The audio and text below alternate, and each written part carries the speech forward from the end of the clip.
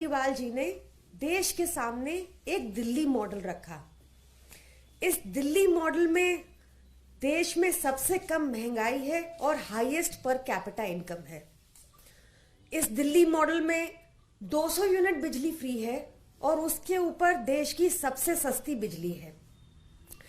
इस दिल्ली मॉडल में पिछले 10 साल में लगभग 30 फ्लाईओवर रेडी हो चुके हैं जो एस्टिमेटेड कॉस्ट के नीचे थे और 557 करोड़ की बचत हुई। दिल्ली मॉडल के तहत आज देश में one of the highest charging points और charging stations EV electric vehicles के लिए है। एक बहुत प्रोग्रेसिव इलेक्ट्रिक व्हीकल पॉलिसी है जिसके तहत 17% रजिस्ट्रेशन इलेक्ट्रिक व्हीकल्स का हुआ है जो देश में हाईएस्ट है। इस दिल्ली मॉडल के अंदर अब तक 1300 इलेक्ट्रिक बसेस दिल्ली में आ चुकी हैं जो डिसेबल्ड फ्रेंडली हैं, जो देश के किसी और हिस्से में नहीं। दिल्ली मॉडल की प्राइड हमारा हेल्थ और एजुकेशन मॉडल है। दिल्ली के लोग और दिल्ली की सरकार एजुकेशन को, शिक्षा को बहुत महत्व देते हैं। विद्या धन सर्वधन प्रधानम, शिक्षा ही सबसे सर्वश्रेष्ठ धन है। ऐसे ही हमारा इनफैक्ट दिल्ली मॉडल के लिए केंद्र सरकार का अपना थिंक टैंक नीति आयोग का कहना है कि दिल्ली के सरकारी स्कूल देश के टॉप 10 स्कूल्स में इसलिए हैं क्योंकि दिल्ली के एजुकेशन, गवर्नमेंट एजुकेशन सिस्टम में एक लैंडमार्क ट्रांसफॉर्मेशन देखा गया। ऐसी ही तारीफ हमने प्रणब मुखर्जी, स्वर्गीय ex president honourable Pranab Mukherjee ji से भी दिल्ली के सरकारी स्कूलों की सुनी थी। और जब first lady Melania Trump India I थी तो उनको भी दिल्ली के सरकारी स्कूल ही देखने को भेजा गया था।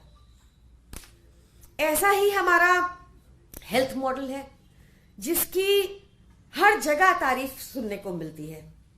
ये बात अलग है कि आजकल भाजपा हमारे हेल्थ मॉडल को अटैक कर रही है क्योंकि यहां पर बहुत सारे लोग दिल्ली के बाहर के भी आते हैं और ज्यादातर उत्तर प्रदेश के भी आते हैं और वापस जाकर हमारे हेल्थ मॉडल की तारीफ करते हैं। तो ये डाइजेस्ट कैसे होगा, इसलिए उसको अटैक करने में लगे हुए हैं आजकल।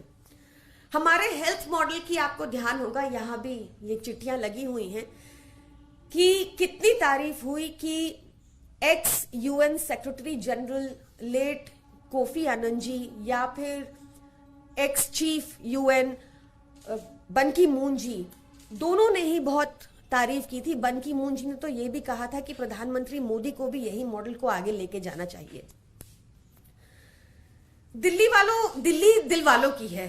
हमारा यहाँ पे आप देखेंगे कि हर प्रदेश के अंदर से, हर स्टेट से, हर सिटी से, ना ही देश के अंदर से बल्कि देश के बाहर से भी लोग पढ़ाई के लिए, इलाज के लिए, नौकरी के लिए भारी तादाद में आते हैं और दिल्ली सबको एक्सेप्ट करती है।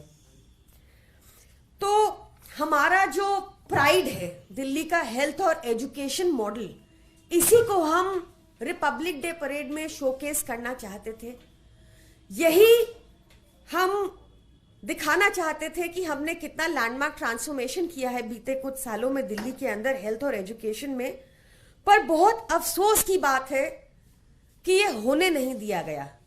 ये भाजपा की गंदी राजनीति नहीं तो क्या है कि आप लगातार पिछले 5 वर्षों से देखिए कि भाजपा शासित असम को, भाजपा शासित उत्तर प्रदेश को, भाजपा शासित उत्तराखंड को, भाजपा शासित गुजरात को लगातार मौका दिया जा रहा है। पर इस बार भी पिछली बार की तरह दिल्ली और पंजाब दोनों को एक्सक्लूड किया गया है। आई विश कि प्रधानमंत्री मोदी का भी दिल दिल्ली वालों जितना बड़ा होता और वो हमें ये शोकेस करने का मौका देते गणतंत्र दिवस पर।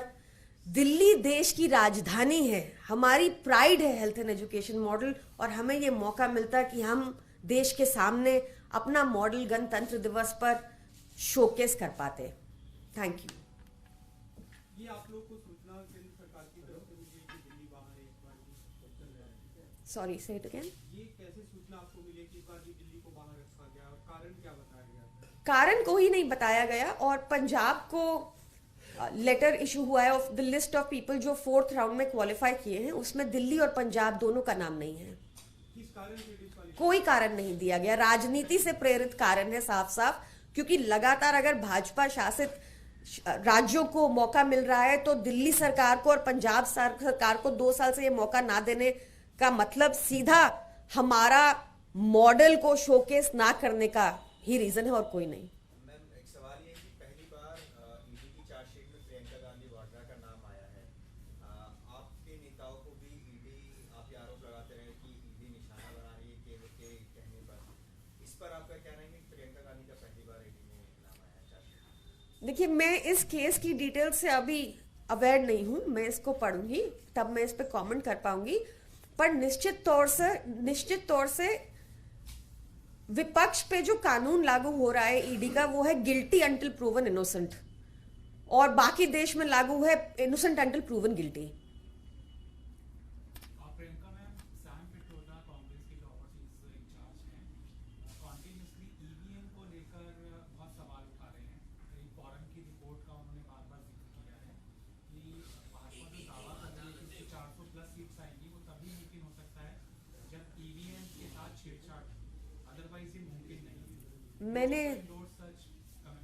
मैंने इस बयान को देखा नहीं है, और आई थिंक जनता का जो भी फैसला होता है उसको मानना चाहिए। कोविड को लेकर कल ही सौरभ भारद्वाज जी ने बताया कि जो वेरिएंट है वो बहुत माइल्ड वेरिएंट है जो आया है, और इसमें घबराने की कोई जरूरत नहीं है। दिल्ली सरकार पूरी तरह से बेड्स को लेकर, पूरी तरह से मेडिसिन को लेकर पूरी तरह से तैयार है। Thank you.